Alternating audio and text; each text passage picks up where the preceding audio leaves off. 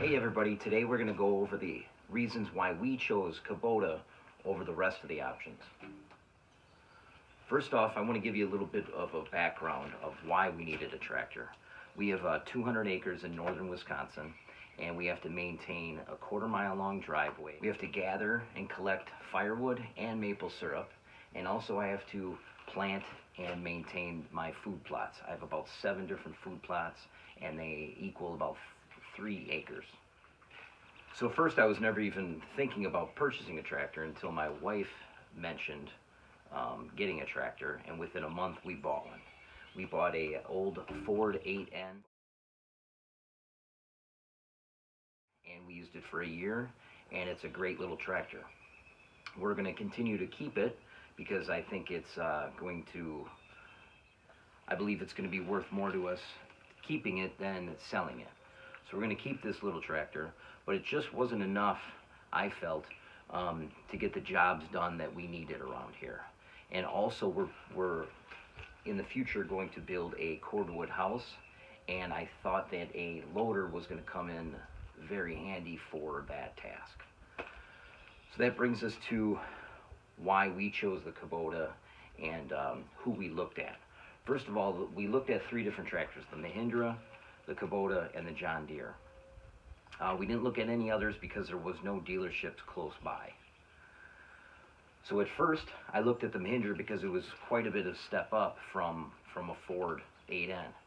And I wanted to look at an economy tractor, and I wanted to look at top-of-the-line tractors to see what I was getting between the two for the price.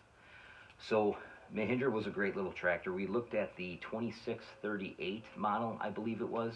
We were kind of looking for a hydrostatic transmission. But they also had a very large tractor that was a geared tractor.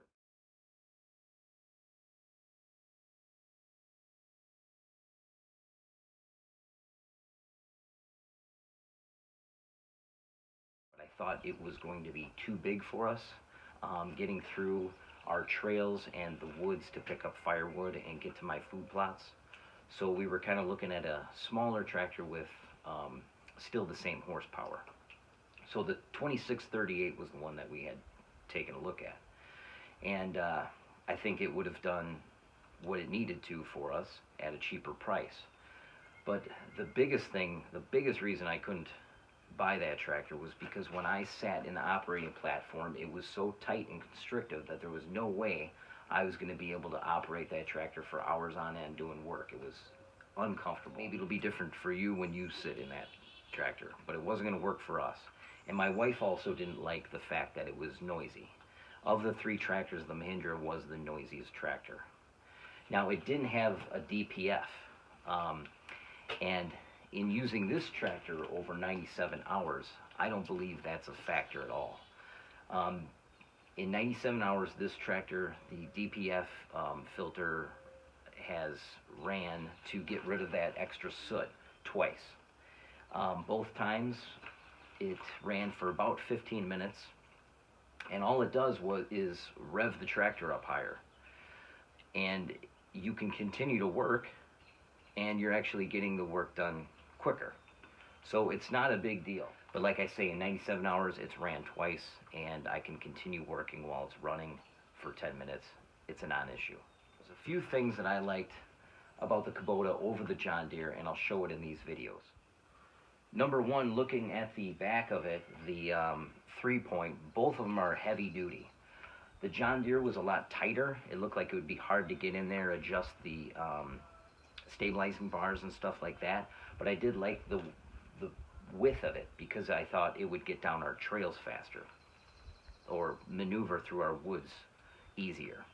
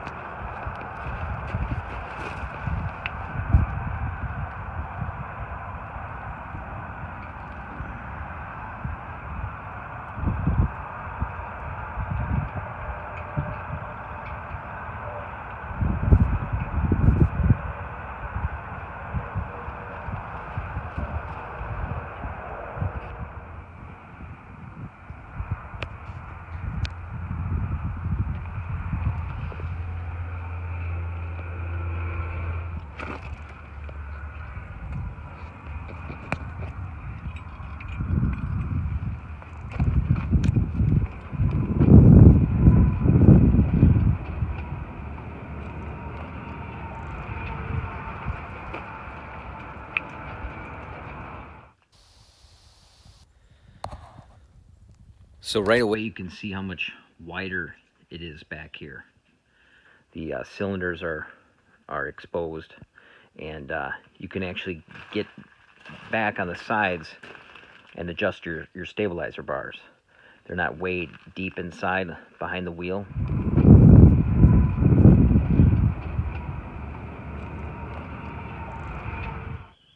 It's a wider tractor, which is more stable, but in my case, that could be good and bad. With a skinnier tractor, I could get into tighter spots in my woods because I do a lot of firewood work with the tractor, so I could get in between trees a little bit easier.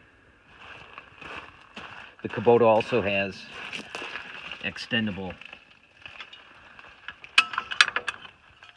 3-point.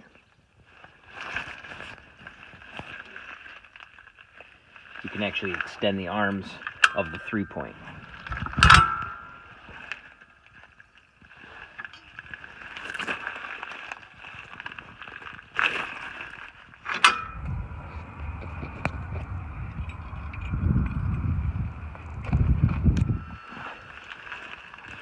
So that helps out with hooking up implements.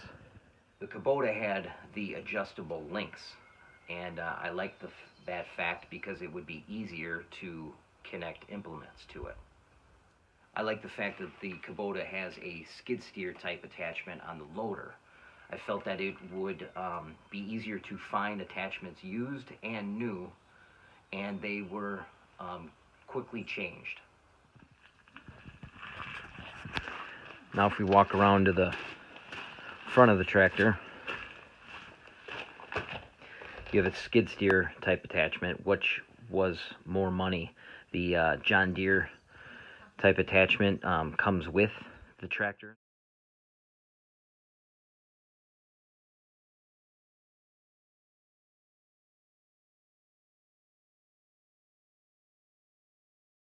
They're quick attach, but it is proprietary, so you have to buy John Deere type front implements. This, you have a better chance of finding something on Craigslist or used, but it does it extends from the pins a little bit further, so it lessens the amount of weight that you can that the loader can lift. But it is still more than the John Deere. Now if we move around here, you can see that there's no exposed lines for the loader.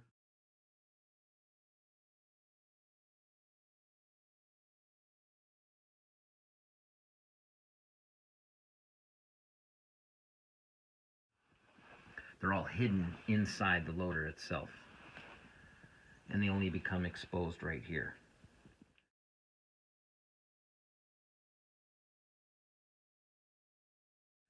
In that corner, and then again they're hidden like the John Deere in the front here.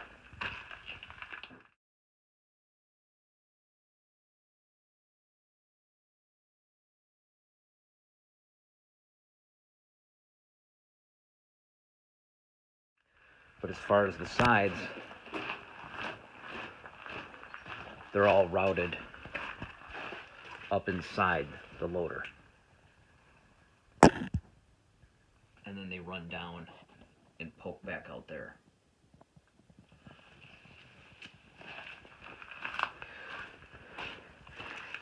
And as far as the steering linkages, I'm sure you've heard on other YouTube videos, these are covered up and the John Deeres are behind, but the John Deeres are also a little bit below.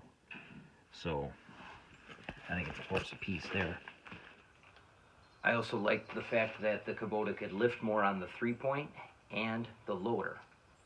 The Kubota was a heavier tractor, but as far as ground clearance, we can get down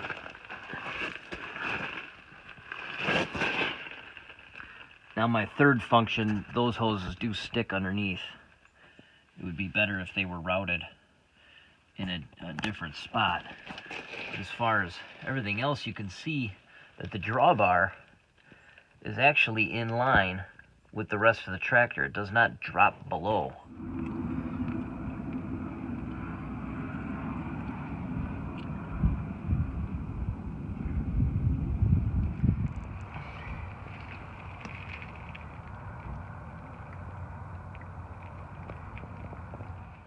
So it is not a low spot. The rest of the tractor is all the same height throughout.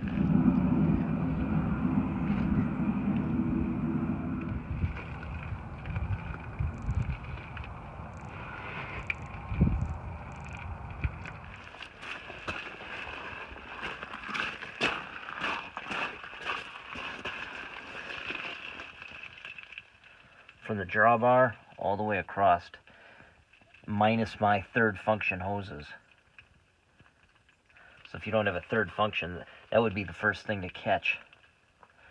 If I was to grab a hold of a stump or something, could grab those hoses. But if you don't have a third function, then this would be a cleaner bottom. You wouldn't have to worry about anything.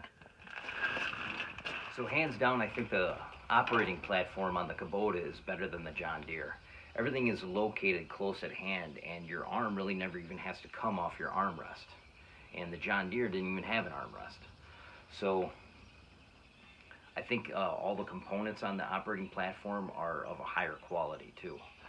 Now if we move over to the operating platform, this is where I noticed, besides the back end, was that the Kubota, in my opinion, was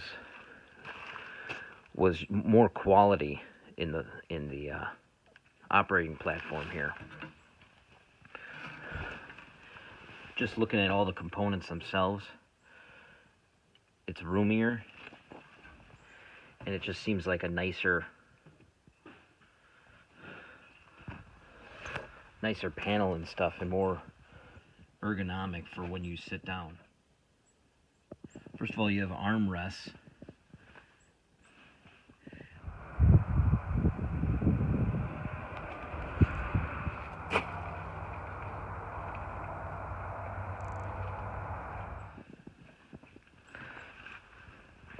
So that's nice. And then the front panel is much more car-like as far as your signaling and your lights.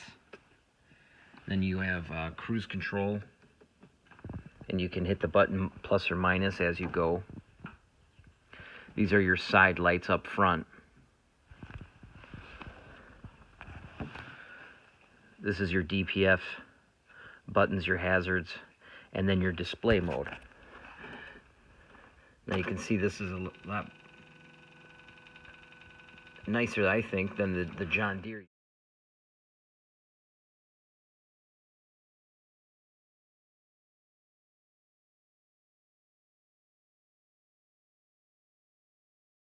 Instead of all those controls being here, with individual buttons, I think it's more susceptible to rain and snow.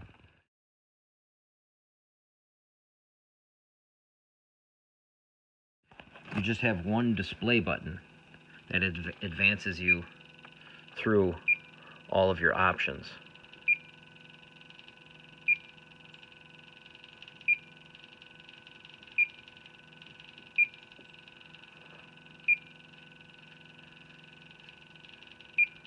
And then I can just hold down the button and toggle through these. So it's very simple.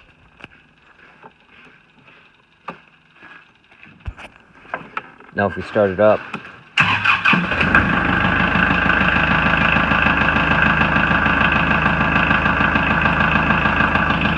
not only do you have high, medium, and low range, you also have high and low on each one of those, and this is on the fly.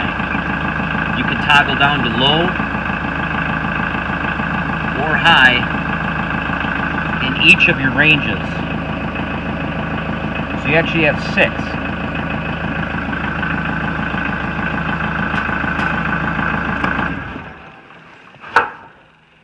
And everything is right at hand. My arm is resting on the armrest, and I can reach the throttle.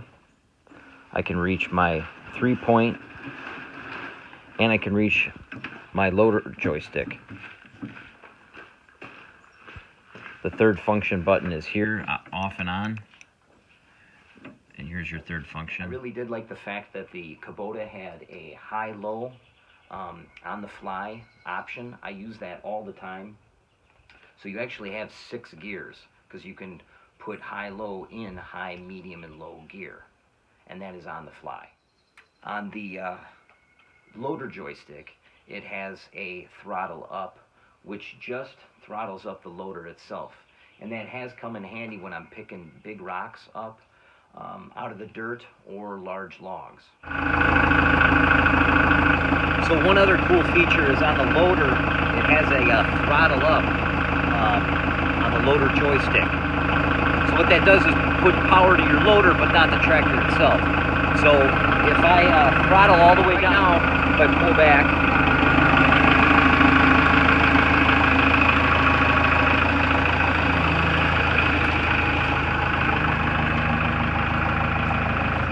you can see how slow it goes.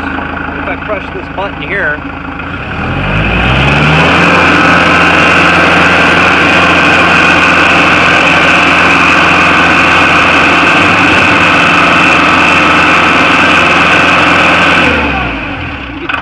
how much faster it is. And that has nothing to do with the tractor itself. So what I'll do is back up here. I will push the throttle all the way, or the pedal all the way down, and then work the throttle power. And you can see how slow the tractor's going, but how fast the loader is going.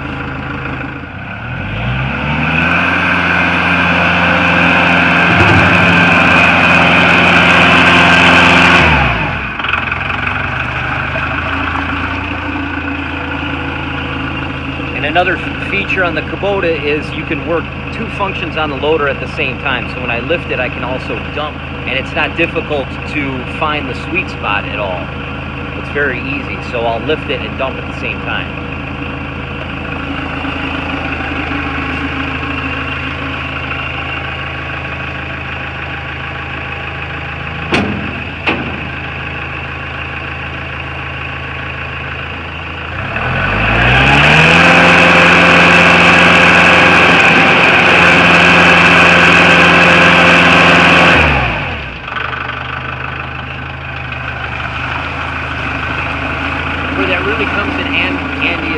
Obviously dumping material out of the bucket and stuff, but also grabbing logs with the grab. And it's not in the way of any, I can actually enter and exit the tractor from this side. The joystick isn't in my way. There's no bar that comes down.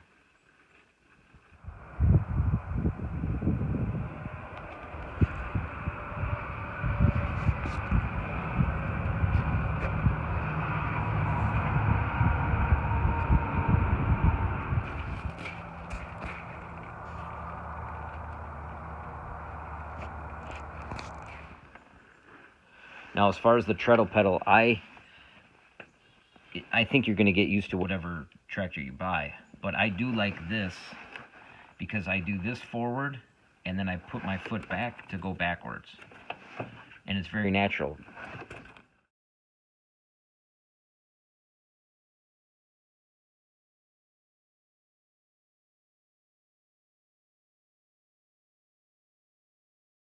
You know, to go backwards, you have to put your foot and push backward. And there's plenty of leg room. The Mahindra had horrible leg room. I couldn't even, that wasn't even an option to buy that tractor simply because of the leg room on the tractor.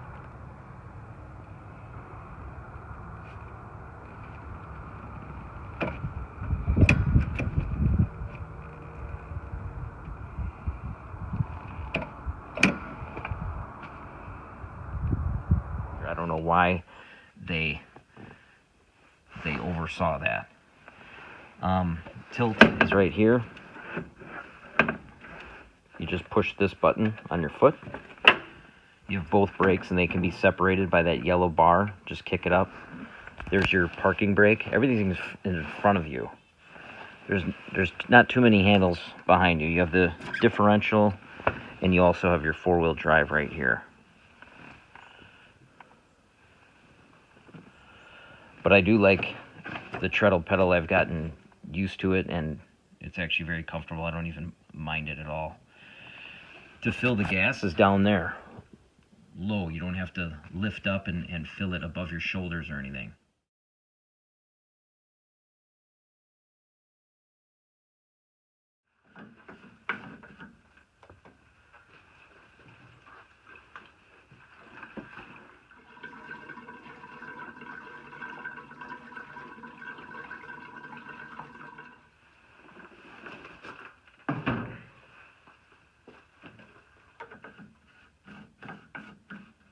It's easy to get at, which is really handy. So the hood's really easy to get into. Just pull this pin, brush guard comes forward. Pull the pin down there.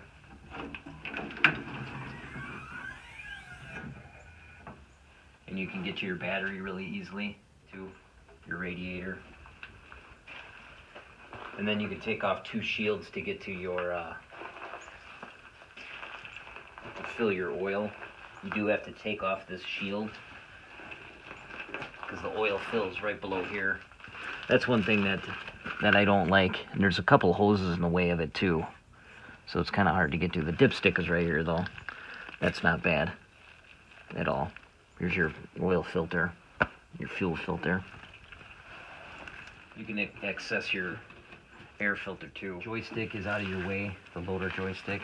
There's no bar there, so I can actually get up on this side of the tractor. Even though there's not a step, it's not very hard to get in here. The seat slides back and forth. There's plenty of leg room, normal.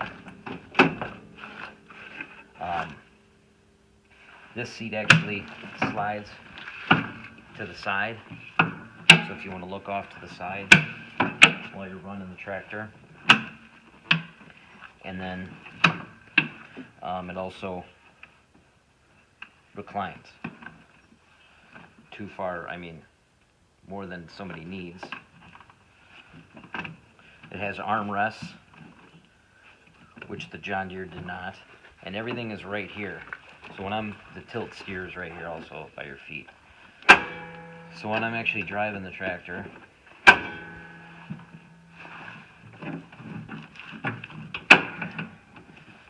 my throttle is right here, close at hand. The 3-point is close at hand. The PTO is right here. But it's very natural for me. I can have my arm on the armrest and utilize both of those. And then the joystick's right here.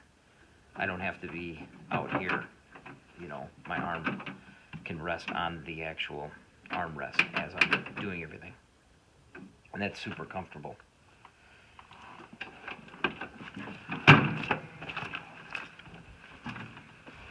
This adjusts your seat for how much spring there is.